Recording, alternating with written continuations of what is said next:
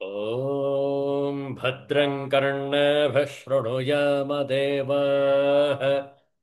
भद्रं पश्येमाक्षभिर्यजत्राः स्थिरैरङ्गैस्तुष्टुवागुंसस्तनूभिः व्यशेमदेवहितं यदायुः स्वस्ति न इन्द्रो वृद्धश्रवाः स्वस्ति नः पूषा विश्ववेदाः स्वस्ति नस्तार्क्ष्यो अरिष्टनेमिः स्वस्ति नो बृहस्पतिर्दधातु ॐ शान्तिः शान्तिः शान्तिः हरिः ॐ श्रीगुरुभ्यो नमः हरिः ॐ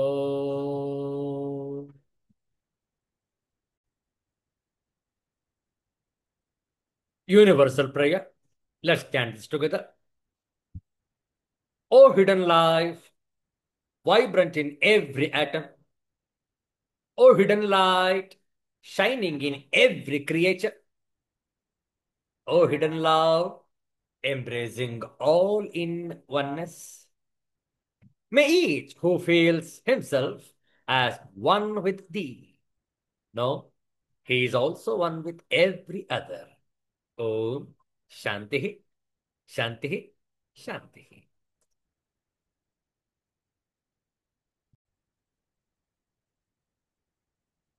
ಇಂದು ಸ್ಥಿರವಾಸರ ಶನಿವಾರ ಶ್ರಾವಣ ಶುದ್ಧ ನವಮಿ ಅತ್ಯಂತ ಶ್ರೇಷ್ಠವಾದಂತಹ ಈ ಶನಿವಾರದ ಮುಸ್ಸಂಜೆಯಲ್ಲಿ ಶ್ರೀ ಶಿವ ಪಂಚಾಕ್ಷರ ಸ್ತೋತ್ರಂ ಪ್ರತಿಯೊಂದು ಅಕ್ಷರಕ್ಕೂ ವಿಶೇಷವಾದಂತಹ ಮಹತ್ವ ಇದೆ.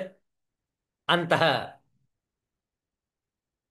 ಪಂಚ ಅಕ್ಷರವುಳ್ಳ ನ ಮಹ ಶಿ ವಾ ಯ ಈ 5 ಅಕ್ಷರಗಳಿಗೂ ವಿಶೇಷವಾದ ಅರ್ಥ ಉಂಟು. ಅದರ ಒಂದು ಸ್ತೋತ್ರ ಹೀಗಿದೆ. ಪಾರಾಯಣ ಮಾಡ್ತೇವೆ, ಶ್ರದ್ಧೆಯಿಂದ ಆಲಿಸುವಂತವರಾಗಿ. ಪ್ರಾರಂಭದಲ್ಲಿ 3 ಬಾರಿ ಮಹಾಮೃತ್ಯುಂಜಯ ಮಂತ್ರ. ಓಂ ತ್ರ್ಯಂಬಕೈ ಯಜಾಮಹೇ ಸುಗಂಧಿಂ ಪುಷ್ಟಿವರ್ಧನಂ ಉರ್ವಾರುಕಮಿವ ಬಂಧನಾನ್ ಮೃತ್ಯೋರ್ಮುಕ್ಷೇಯಮಾಮೃತಾತ್. ಓಂ ತ್ರ್ಯಂಬಕೈ ಯಜಾಮಹೇ ಸುಗಂಧಿಂ ಪುಷ್ಟಿವರ್ಧನಂ ಉರ್ವಾರುಕಮಿವ ಬಂಧನಾನ್ ಮೃತ್ಯೋರ್ಮುಕ್ಷೇಯಮಾಮೃತಾತ್. ಓಂ ತ್ರ್ಯಂಬಕೈ ಯಜಾಮಹೇ ಸುಗಂಧಿಂ ಪುಷ್ಟಿವರ್ಧನಂ ಉರ್ವಾರುಕಮಿವ ಬಂಧನಾನ್ ಮೃತ್ಯೋರ್ಮುಕ್ಷೇಯಮಾಮೃತಾತ್. ಶ್ರೀ ಶಿವ ಪಂಚಾಕ್ಷರ ಸ್ತೋತ್ರಂ.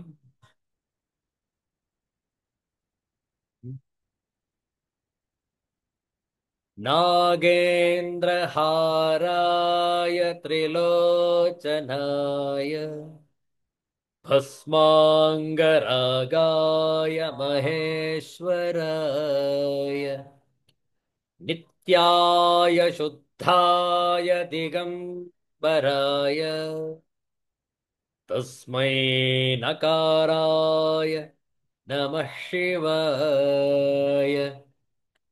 ಮಂದಾಕಿನಿ ಸಲಿಲ ಚಂದನ ಚರ್ಚಿತಾಯ ನಂದೀಶ್ವರ ಪ್ರಮಥನಾಥ ಮಹೇಶ್ವರಾಯ.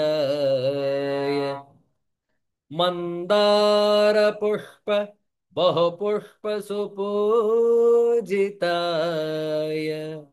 ತಸ್ಮೈ ಮಕರಾಯ ನಮಃ ಶಿವಾಯ. ಶಿವಾಯ ಗೌರೀ ವದನಾಬ್ಜವೃಂದ ಸೂರ್ಯಾಯ ದಕ್ಷಾಧ್ವರನಾಶಕಾಯ श्रीनीलकण्ठाय वृषध्वजाय तस्मै शिखराय नमः शिवाय।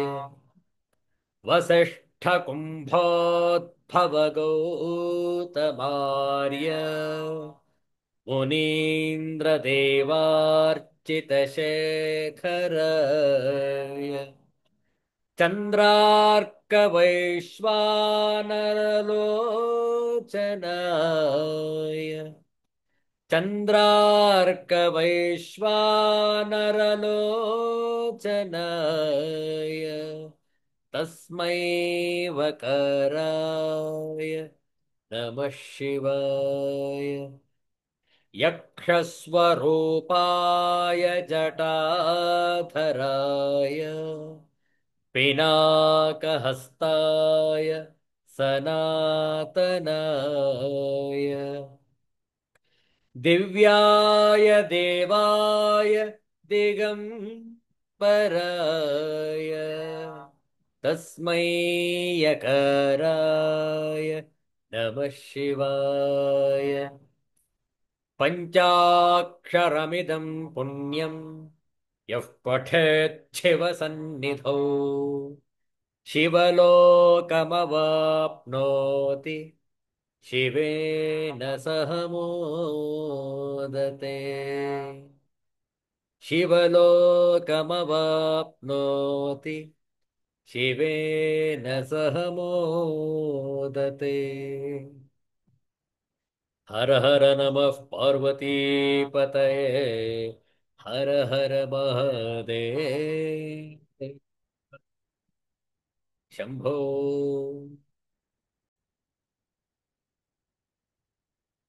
ಶ್ರಾವಣ ಶುದ್ಧ ನವಮಿ ನಾಳೆಯೂ ಕೂಡ ಶ್ರಾವಣ ಶುದ್ಧ ನವಮಿಯೇ ಉಂಟು. ಆ ನಂತರ ಸೋಮವಾರ ದಶಮಿ, ಆ ನಂತರ ಏಕಾದಶಿ. ಈ ರೀತಿಯಲ್ಲಿ ಒಂದೇ ತಿಥಿ 2 ದಿವಸ ಬಂದಿದೆ, ಇಂದು ಮತ್ತು ನಾಳೆ.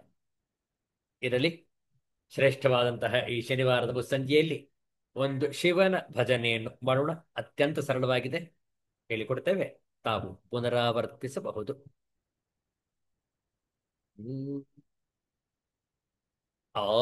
ಆತ್ಮಲಿಂಗಂ ಭಜರೆ ಪರಮಾತ್ಮಲಿಂಗಂ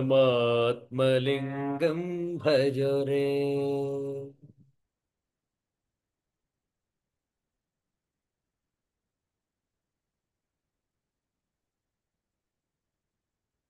ಆತ್ಮಲಿಂಗಂ ಭಜರೆ ಪರಮಾತ್ಮಲಿಂಗಂ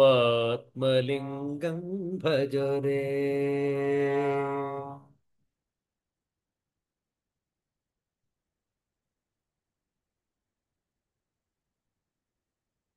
ನಾಗಲಿಂಗಂ ನವಮಣಿಲಿಂಗಂ ನಾಗಲಿಂಗಂ ನವಮಣಿಲಿಂಗಂ ನಾಭಿಕಮಲ ಉದ್ಭವಲಿಂಗಂ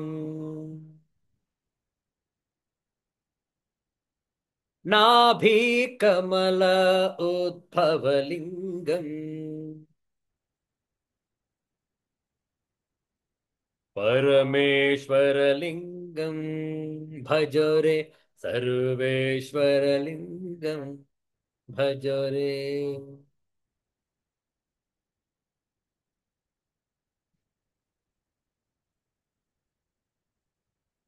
परमेश्वरलिंगं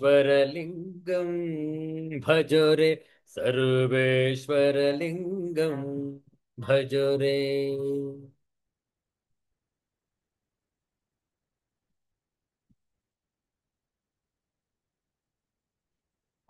आत्मलिंगं भजरे परमात्मलिंगं भजरे.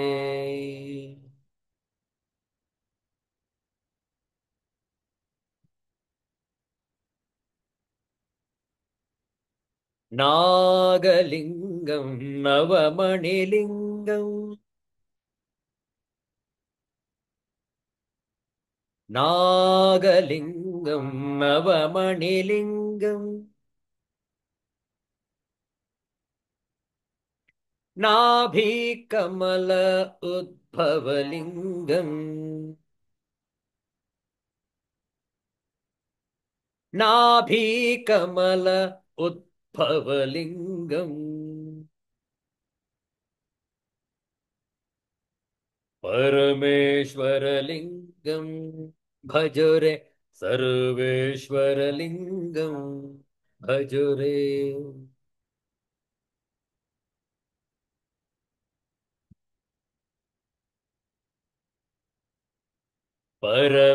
परमेश्वरलिङ्गं भजरे सर्वेश्वरलिङ्गं भजरे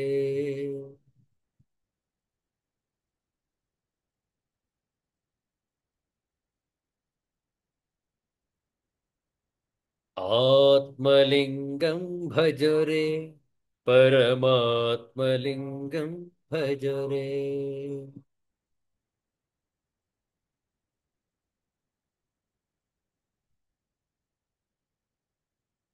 परमात्मलिङ्गं भजरे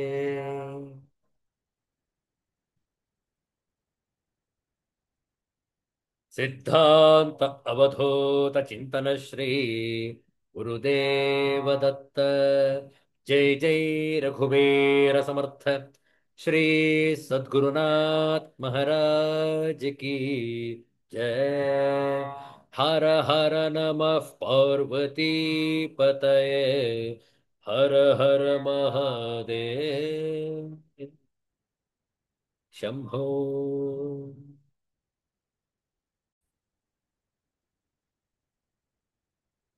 ಶ್ರೀಮದ್ಭಗವದ್ಗೀತೆಯ ಪಂಚದಶೋಧ್ಯಾಯ 15ನೆಯ ಅಧ್ಯಾಯವನ್ನು ಅಧ್ಯಯನ ಮಾಡ್ತಾ ಇದ್ದೇವೆ. ಈಗಾಗಲೇ 11 ಶ್ಲೋಕಗಳ ವಿಚಾರವಾಗಿದೆ. ಪ್ರಾರಂಭದಲ್ಲಿ ಇದೇ ಅಧ್ಯಾಯದ ಕೆಲವು ಶ್ಲೋಕಗಳ ಪಾರಾಯಣ, ಪ್ರತಿಯೊಂದು ಶ್ಲೋಕವನ್ನು ಹೇಳಿಕೊಡ್ತೇವೆ, ತಾವು ಪುನರಾವರ್ತಿಸಬಹುದು. ಓಂ ಶ್ರೀ ಪರಮಾತ್ಮನೇ ನಮಃ.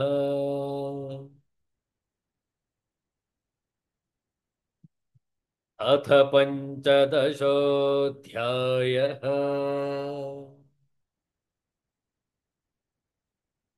ಪುರುಷೋತ್ತಮಯೋಗಃ.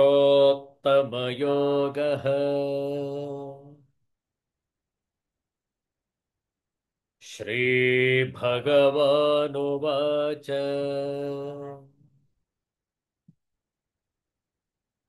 न तद्भासयते सूर्यः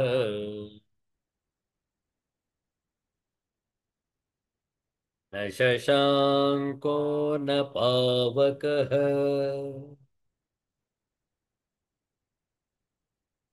यद्गत्वा न निवर्तन्ते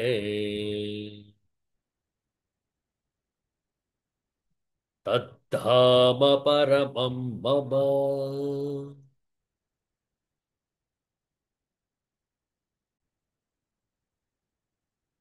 ममैवांशो जीवलोके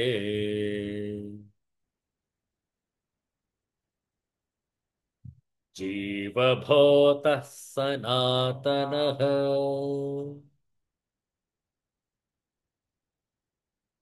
मनः षष्ठानीन्द्रियाणि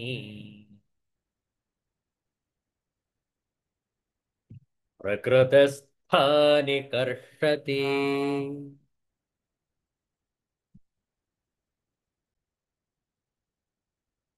शरीरं यदवाप्नोति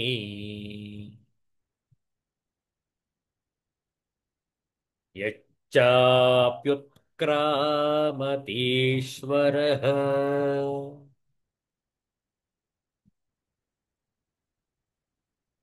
गृहीत्वैतानि संयाति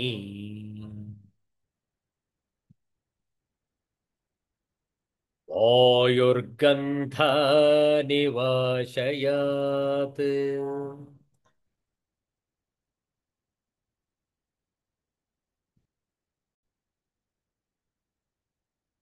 श्रोत्रं चक्षुस्पर्शनं च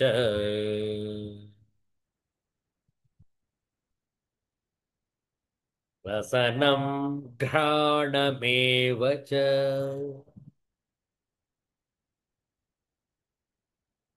अधिष्ठाय मनश्चायं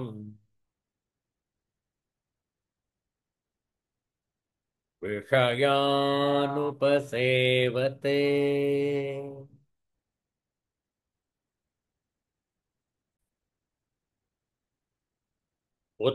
उत्क्रामन्तं स्थितं वापि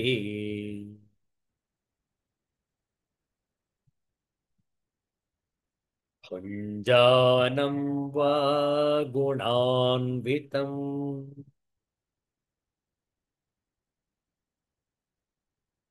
विमूढा नानुपश्यन्ति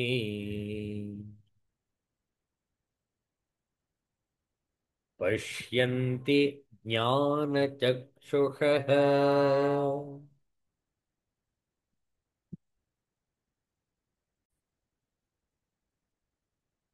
यतन्तो योगिनश्चैनम्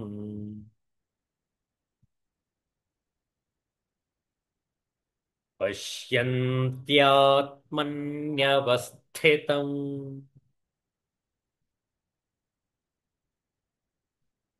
यतन्तोऽप्यकृतात्मानः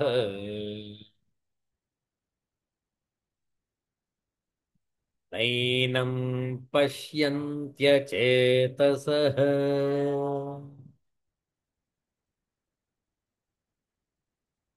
ॐ शान्तिः शान्तिः शान्तिः हरिः ॐ श्रीगुरुभ्यो नमः हरिः ॐ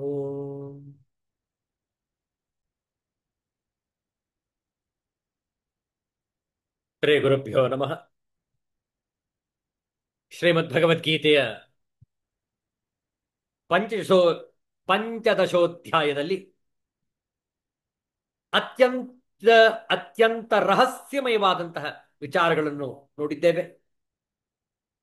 10 ಹಾಗೂ 11ನೆಯ ಶ್ಲೋಕದಲ್ಲಿ ಮತ್ತೊಮ್ಮೆ ವಿಚಾರಗಳನ್ನು ಮೆಲುಕು ಹಾಕೋಣ. ಜೀವಾತ್ಮನು ಒಂದು ಸ್ಥೂಲ ಶರೀರದಿಂದ ಮತ್ತೊಂದು ಸ್ಥೂಲ ಶರೀರಕ್ಕೆ ಪಯಣಿಸುವುದನ್ನು, ಶರೀರದಲ್ಲಿ ನೆಲೆಸಿರುವುದನ್ನು, ಆ ತನ್ನ ಶರೀರದಲ್ಲಿ ಅಜ್ಞಾನದಿಂದ ಗುಣಗಳಿಗೆ ವಶನಾಗಿ ಇಂದ್ರಿಯ ವಿಷಯಗಳನ್ನು ಹಾಗೂ ಸುಖ ದುಃಖ ಮೋಹಗಳನ್ನು ಅನುಭವಿಸುವುದನ್ನು ಅಜ್ಞಾನಿಗಳು ಯಥಾರ್ಥವಾಗಿ ಕಾಣಲಾರರು. ಜ್ಞಾನಿಗಳಿಗೆ ಇವೆಲ್ಲವೂ ಸ್ಪಷ್ಟವಾಗಿ ಕಾಣಿಸುತ್ತವೆ. ವಿವೇಕಿಗಳಾದ ಜ್ಞಾನಿಗಳಾದರೂ ಜೀವಾತ್ಮನನ್ನು ಪ್ರಕೃತಿಯಿಂದ ಅತೀತನಾದ ನಿರ್ಗುಣ ನಿರಾಕಾರ ಶುದ್ಧ ಪರಮಾತ್ಮ ಸ್ವರೂಪವೆಂದು ತತ್ವದಿಂದ ತಿಳಿದುಕೊಳ್ಳುತ್ತಾರೆ. ಜ್ಞಾನದೃಷ್ಟಿಯುಳ್ಳವರಿಗೆ ಆತ್ಮನೇ ತಾನೆಂಬ ಆತ್ಮಾನುಭವವು ಆಗಿಬಿಡುತ್ತದೆ. ಆತ್ಮ ಸಾಧನೆಯಲ್ಲಿ ಪ್ರಯತ್ನಶೀಲರಾದ ಸಾಧಕರು ಸತತವಾಗಿ ಸಾಧನೆ ಮಾಡಿ ತಮ್ಮ ಹೃದಯದಲ್ಲಿ ನೆಲೆಸಿರುವ ಆತ್ಮನನ್ನು ಪರಮಾತ್ಮನ ಅಂಶವೆಂದು ತಿಳಿದುಕೊಂಡು ಆತ್ಮನಲ್ಲಿಯೇ ಸ್ಥಿರ ಚಿತ್ತದಿಂದ ಸ್ಥಿತರಾಗಿ ತಮ್ಮ ನಿಜ ಸ್ವರೂಪದ ಅನುಭೂತಿಯನ್ನು ಗಳಿಸಿಕೊಳ್ಳುತ್ತಾರೆ. ಆತ್ಮಜ್ಞಾನವನ್ನು ಪಡೆದುಕೊಳ್ಳುತ್ತಾರೆ. ಇಂದ್ರಿಯ ನಿಗ್ರಹವಿಲ್ಲದ ಮತ್ತು ನಿಷ್ಕಾಮ ಕರ್ಮದ ಮೂಲಕ ಅಂತರಂಗ ಶುದ್ಧಿಗೆ ಪ್ರಯತ್ನಿಸದ ಹಾಗೂ ಧ್ಯಾನ ಭಕ್ತಿಗಳ ಮೂಲಕ ಚಿತ್ತವನ್ನು ಸ್ಥಿರವಾಗಿಸುವ ಅಭ್ಯಾಸವನ್ನು ಮಾಡದ ಅಜ್ಞಾನಿಗಳು ಸತತ ಪ್ರಯತ್ನಗಳನ್ನು ಮಾಡಿದರೂ ಸಹ ಆತ್ಮನನ್ನು ತಿಳಿದು ಅನುಭಾವಿಸಿಕೊಳ್ಳಲಾರರು. ಎಷ್ಟು ಸೊಗಸಾಗಿದೆ ನೋಡಿ. ಆದ್ರಿಂದ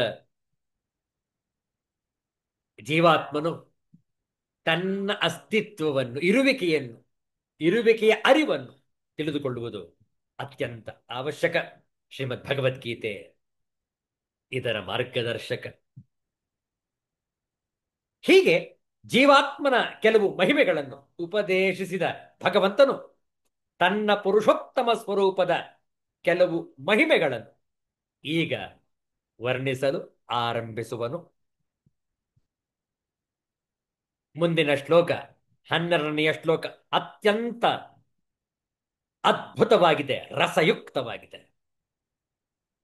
ಹೇ ಅರ್ಜುನ, ಅಖಿಲ ಭೂಮಂಡಲವನ್ನು ಪ್ರಕಾಶಿಸುವ ಸೂರ್ಯನ ತೇಜಸ್ಸು, ಚಂದ್ರನಲ್ಲಿರುವ ತೇಜಸ್ಸು, ಅಗ್ನಿಯಲ್ಲಿರುವ ತೇಜಸ್ಸು, ಇವುಗಳೆಲ್ಲ ನನ್ನದೇ ತೇಜಸ್ಸು ಎಂದು ತಿಳಿದುಕೋ.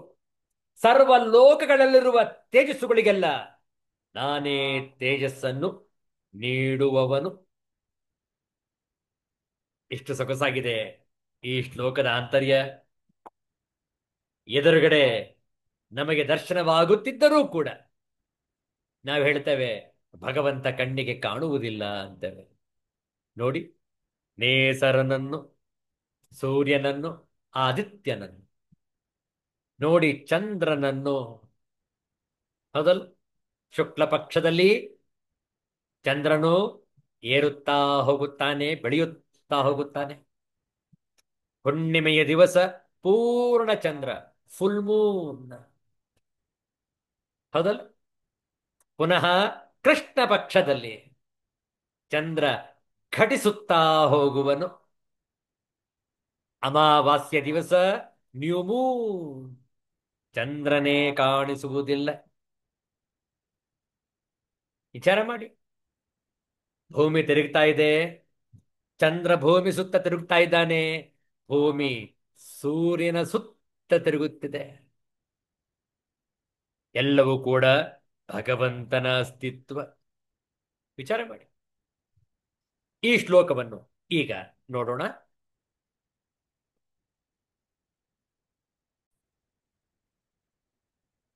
15ನೇ ಅಧ್ಯಾಯದ 12ನೆಯ ಶ್ಲೋಕ ಹೇಳಿಕೊಡ್ತೇವೆ. ಪುನರಾವರ್ತಿಸಬಹುದು, 2 ಬಾರಿ ಪಾರಾಯಣ ಮಾಡೋಣ. ಶ್ರೀ ಭಗವಾನುವಾಚ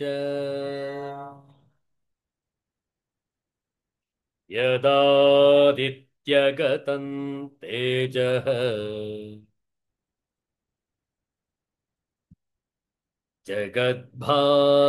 ಜಗದ್ಭಾಸಯತೆಖಿಲಂ ಯಚ್ಚಂದ್ರಮಸಿ ಯಚ್ಚಾಗ್ನೌ ತತ್ತೇಜೋ ವಿದ್ಧಿ ಮಾಮಕಂ.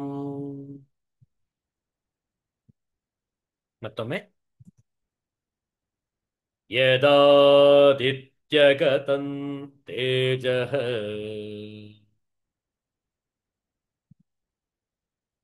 ಜಗದ್ಭಾಸಯತೆಖಿಲಂ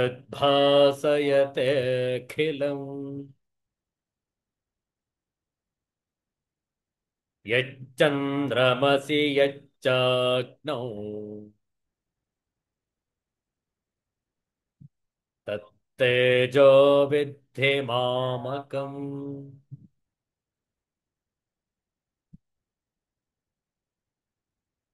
ಪದಚ್ಛೇದವನ್ನು ನೋಡಿಕೊಳ್ಳಿ.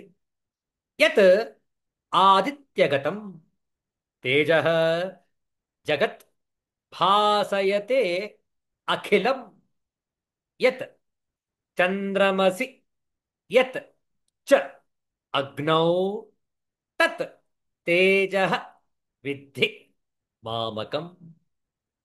ಅನ್ವಯಾರ್ಥ ನೋಡಿಕೊಳ್ಳಿ. ಅಖಿಲಂ ಜಗದ್ಭಾಸಯತೆ, ಸಂಪೂರ್ಣ ಜಗತ್ತನ್ನು ಪ್ರಕಾಶಪಡಿಸುವಂತಹ, ಯತ್ ಯಾವುದು, ಆದಿತ್ಯಗತಂ ಸೂರ್ಯನಲ್ಲಿದೆಯೋ, ಚ ಮತ್ತು ಯತ್ ಯಾವುದು ಚಂದ್ರಮಸಿ ಚಂದ್ರನಲ್ಲಿದೆಯೋ, ಹಾಗೂ ಯತ್ ಅಗ್ನೌ ಯಾವುದು ಅಗ್ನಿಯಲ್ಲಿ ಇದೆಯೋ, ತತ್ ತೇಜ ಆ ತೇಜಸ್ಸನ್ನು ಮಾಮಕಂ ತೇಜ ವಿದ್ಧಿ ನನ್ನದೇ ಆದ ತೇಜಸ್ಸೆಂದು ತಿಳಿದುಕೋ.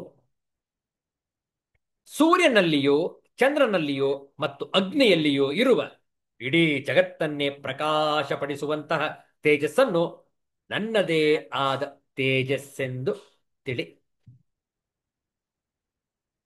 सूर्य का तेज जो सारे विश्व के अंधकार को दूर करता है, मुझसे ही निकलता है। चंद्रमा तथा अग्नि के तेज भी मुझसे उत्पन्न है। The splendour of the sun which dissipates the darkness of this whole world comes from me, and the splendor of the moon and the splendor of fire are also from me. ಎಷ್ಟು ಸೊಗಸಾಗಿದೆ ನೋಡಿ. ನೋಡುವ ಈ ಶ್ಲೋಕದ ಶಾಂಕರ ಭಾಷ್ಯ.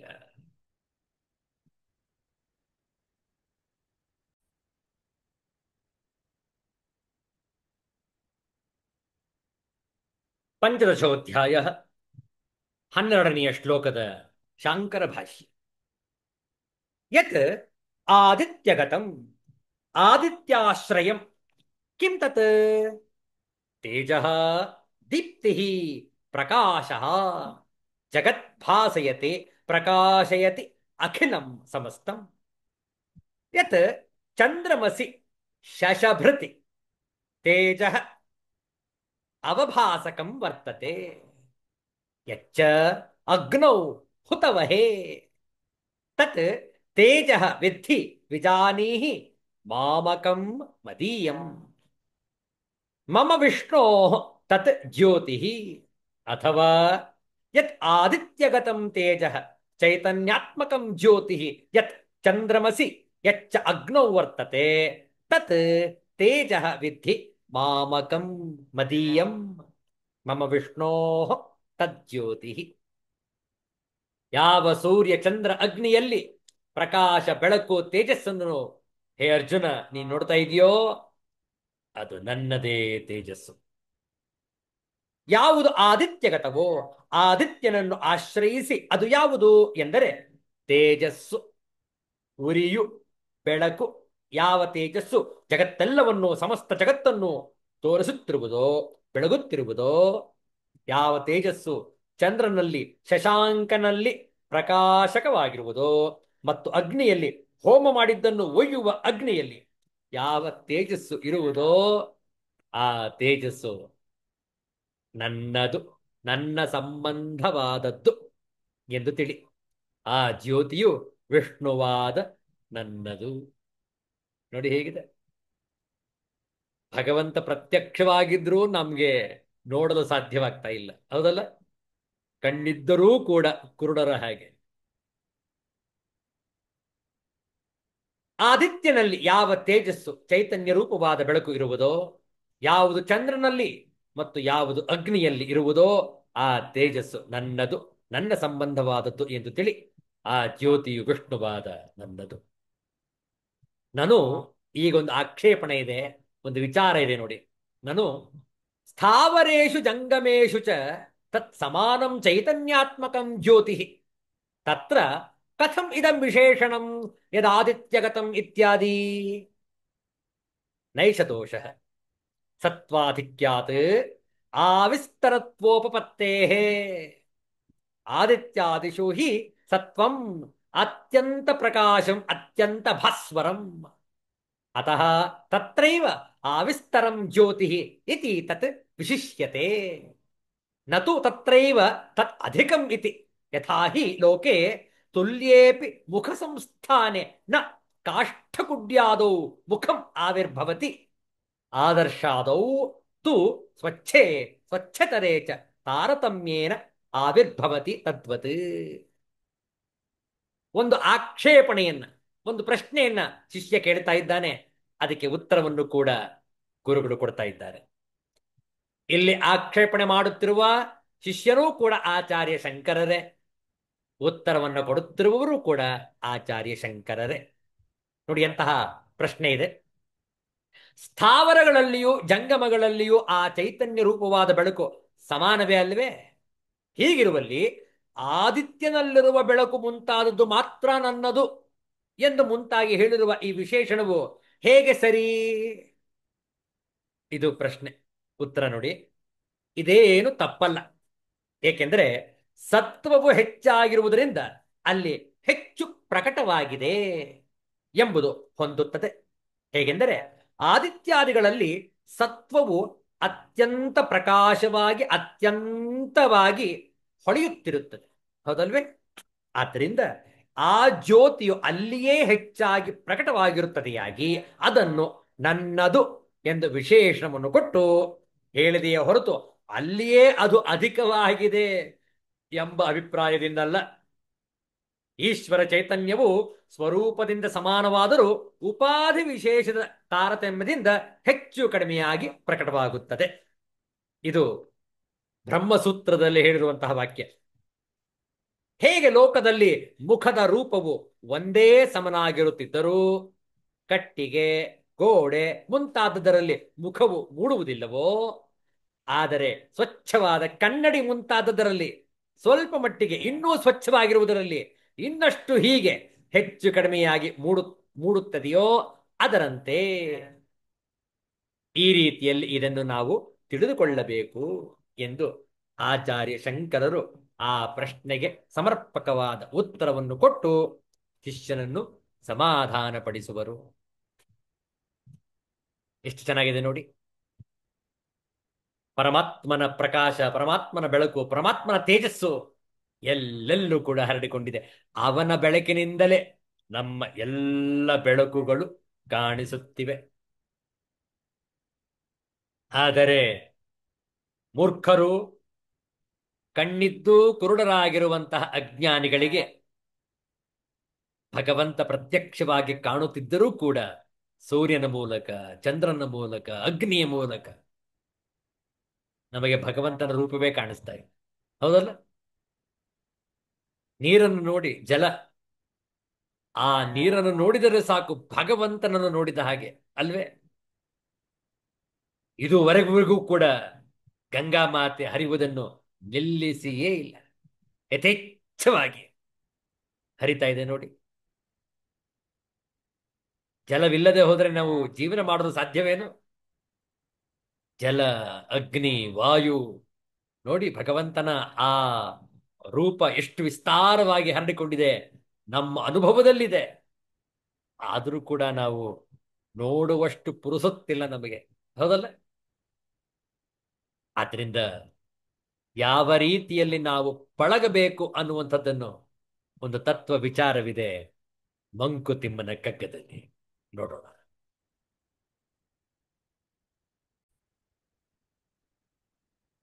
ಅತ್ಯಂತ ಸೊಗಸಾಗಿದೆ ಈ ಮುಕ್ತಕ ನೋಡಿ. ಆ ಬಾಳಸಿರಿ ಸೊಗಸುಗಳ ಪೆರ್ಚಿಪನು ಖೇಲಕನು, ಕೀಳದೆ ನಿಪವನೊರಟ ಮಂಕ ಕಲ್ಲದೆಗ, ತೋಳಿಂದೆ ತಿಳಿವಿಂದೆ ನುಡಿಯಿಂದೆ ಜಗದರಿವ, ಮೇಲೆ ನಿಪವನೆ ರಸಿಕ, ಮೇಲೆ ನಿಪವನೆ ರಸಿಕ ಮಂಕುತಿಮ್ಮ, ಮೇಲೆ ನಿಪವನೆ ರಸಿಕ ಮಂಕುತಿಮ್ಮ, ಮಂಕುತಿಮ್ಮ. ಬಾಳ ಸಿರಿ ಸೊಗಸುಗಳ ಪೆರ್ಚಿಪನು ಖೇಲಕ, ಕೀಳದ ನೆಪಿವನು ಒರಟ, ಒರಟ ಅವನು, ಮಂಕ ಅವನು, ಕಲ್ಲದೆಗ, ಕಲ್ಲು ಎದೆ ಉಳ್ಳವ. ತೋಳಿಂದೆ ತಿಳಿವಿಂದೆ ನುಡಿಯಿಂದೆ ಜಗದರಿವ, ಮೇಲೆ ನಿಪವನೆ, ಮೇಲೆ ನಿಪವನೆ ರಸಿಕ. ಅವನು ರಸಿಕ ಸ್ವಾಮಿ, ಅವನು ರಸಿಕ. ಯಾರು ಭಗವಂತನನ್ನು ಕಣ್ಣಿಂದ ನೋಡುತ್ತಾ ಆ ಆನಂದವನ್ನು ಆಸ್ವಾದಿಸುವನೋ ಅವನೇ ನಿಜವಾದ ರಸಿಕ. ನೋಡಿ ಇದರ ಆಂಗ್ಲ ಭಾಷೆಯ ಅನುವಾದ. The master of the game has shown us all the riches and the beauties of the world. Don't say all these worldly things are inferior to the pursuit of the Supreme. If you say so, you will be brash, dim-wit, and a person with a stone heart. People who try to understand this world by muscle strength, intellect, words, and appreciate it are called tasteful. Rasika Mankutimma.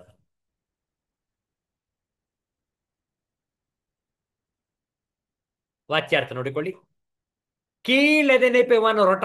ಕೀಳು ಅದು ಎನಿಪವನ್ನ ಒರಟ. ಜಗದಿರವ ಜಗದ ಇರವ. ಮೇಲೆನಿಪವನೇ ಮೇಲ್ ಎನಿಪವವ ಎನಿಪವವನೇ. ಖೇಲಕನು ಆಟವಾಡಿಸುವವನು. ಆಟವಾಡಿಸುವವನು ಖೇಲಕ. ಖೇಲ್ ಖೇಲ್ ಅಂದ್ರೆ ಹಿಂದಿಯಲ್ಲಿ ಆಟ, ಹೌದಲ್ಲ. ತಿಳಿವಿಂದೆ ಬುದ್ಧಿಶಕ್ತಿಯಿಂದ. ಜಗದಿರವ ಜಗತ್ತಿನ ಬದುಕಿನ ಜಗತ್ತಿನ ಬದುಕು. ಈ ಜಗತ್ತಿನ ಸುಂದರತೆಯನ್ನು ಹೆಚ್ಚಿಸುತ್ತಲೇ ಇರುತ್ತಾನೆ ಈ ಜಗನ್ನಾಟಕ ಸೂತ್ರಧಾರಿ. ಇದನ್ನು ಕೀಳು ಎಂದು ಎನ್ನುವವನು ಒರಟ, ಮಂಕ ಮತ್ತು ಕಲ್ಲು ಮನದವನು. ತನ್ನ ಬಾಹುಬಲದಿಂದ, ಅರಿವಿನ ಬಲದಿಂದ ಮತ್ತು ಮಾತಿನ ಚಮತ್ಕಾರದಿಂದ ಈ ಜಗತ್ತಿನ ಬದುಕನ್ನು ಉತ್ತಮವಾಗಿಸುವವನೇ ರಸಿಕ ಎಂದು ಉಲ್ಲೇಖ ಮಾಡಿದ್ದಾರೆ ಸನ್ಮಾನ್ಯ ಗುಂಡಪ್ಪನವರು ಈ ಕಗ್ಗದಲ್ಲಿ. ಈ ಜಗತ್ತು ಪ್ರತಿನಿತ್ಯ ಬದಲಾಗುತ್ತಲೇ ಇರುತ್ತದೆ. ಆ ಪರಮಾತ್ಮ ಈ ಜಗತ್ತಿನ ಸೊಬಗನ್ನು ನಿರಂತರವಾಗಿ ಹೆಚ್ಚಿಸುತ್ತಲೇ ಇರುತ್ತಾನೆ. ಅದನ್ನು ಕಾಣಲು ನೋಡುವ ಸಂಸ್ಕಾರ, ಹೃದಯ ಮತ್ತು ಮನಸ್ಸು ಬೇಕು. ಹೊಸ ಚಿಗುರು, ಹೂವು, ಹಣ್ಣು, ಪ್ರಾಣಿ, ಪಕ್ಷಿಗಳು, ಗಿಡ, ಮರಗಳು, ಮಕ್ಕಳು, ಹೀಗೆ ಸಕಲವನ್ನು ಹೊಸದಾಗಿಸಿ ಈ ಜಗದ ಸುಂದರತೆಯನ್ನು ಹೆಚ್ಚಿಸುವ ಕಲೆ ಕೇವಲ ಆ ಪರಮಾತ್ಮನಿಗೆ ಇದೆ. ನೋಡಿ, ನಮ್ಮ ಮನೆಯ ಹಿತ್ತಲಲ್ಲಿ ಒಂದು ಹೂವು ಅರಳಿದರೆ ಅಥವಾ ನಮ್ಮ ಮನೆಯಲ್ಲಿ ಒಂದು ಪುಟ್ಟ ಮಗು ನಲಿದಾಡಿದರೆ ನಮಗೆ ಸಂತೋಷವಾಗಬೇಕು. ಆದರೆ ಅದನ್ನು ನೋಡಿ ಆನಂದಿಸುವ ಗುಣ ನಮಗೆ ಇಲ್ಲ. ನಮಗೆ ಇಲ್ಲಿರುವ ಹೊಸತನಕ್ಕಿಂತ ನಮ್ಮ ಕೊರತೆಗಳೇ ಅಧಿಕವಾಗಿ ಕಾಣುತ್ತವೆ.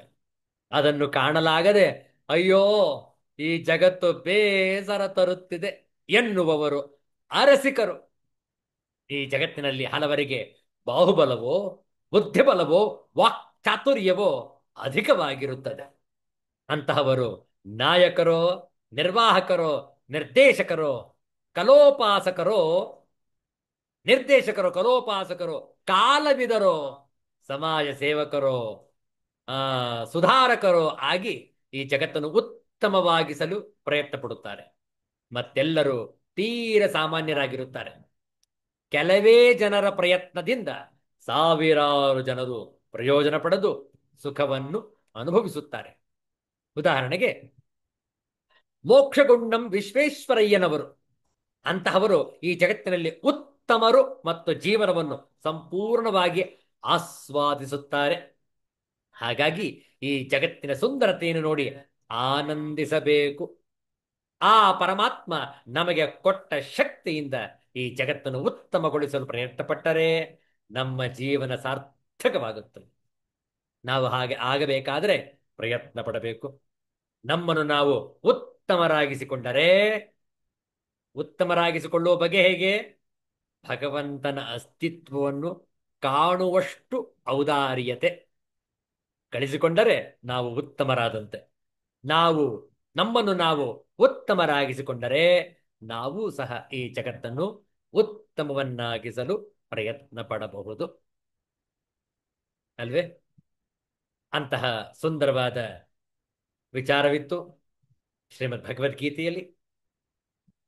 12ನೆಯ ಶ್ಲೋಕದಲ್ಲಿ ಆದಿತ್ಯ, ಚಂದ್ರ, ಅಗ್ನಿ ಈ ಮೂರರಲ್ಲಿ ಅಥವಾ ಇನ್ನೂ ಅನೇಕ ವಿಧವಾದ ಬೆಳಕನ್ನು, ಜ್ಯೋತಿಯನ್ನು ಯಾವುದು ನಾವು ನೋಡುವೆವೋ ಅದೆಲ್ಲವೂ ಕೂಡ ಭಗವಂತನ ಸ್ವರೂಪವೇ. ಉಳಿದ ವಿಚಾರಗಳನ್ನು ನಾಳೆ ಸಾಯಂಕಾಲ ಮುಂದುವರಿಸೋಣ. ಶಾಂತಿ ಮಂತ್ರದೊಂದಿಗೆ ಇಂದಿನ ಸತ್ಸಂಗವನ್ನು ಸಂಪನ್ನಗೊಳಿಸೋಣ. ಓಂ ಸರ್ವೇಷಾಂ ಸ್ವಸ್ತಿ ಭವತು, ಸರ್ವೇಷಾಂ ಶಾಂತಿರ್ಭವತು, ಸರ್ವೇಷಾಂ ಪೂರ್ಣಂ ಭವತು, ಸರ್ವೇಷಾಂ ಮಂಗಳಂ ಭವತು. ಓಂ ಶಾಂತಿ ಶಾಂತಿ ಶಾಂತಿ. ಹರಿ ಓಂ ಶ್ರೀ ಗುರುಭ್ಯೋ ನಮಃ ಹರಿ ಓಂ. ಮತ್ತೆ ಭೇಟಿಯಾಗೋಣ. ಎಲ್ಲರಿಗೂ ಒಳಿತಾಗಲಿ, ಎಲ್ಲರಿಗೂ ಶುಭವಾಗಲಿ. ಜೈ ಶ್ರೀ ಗುರುದೇವ ದತ್ತ.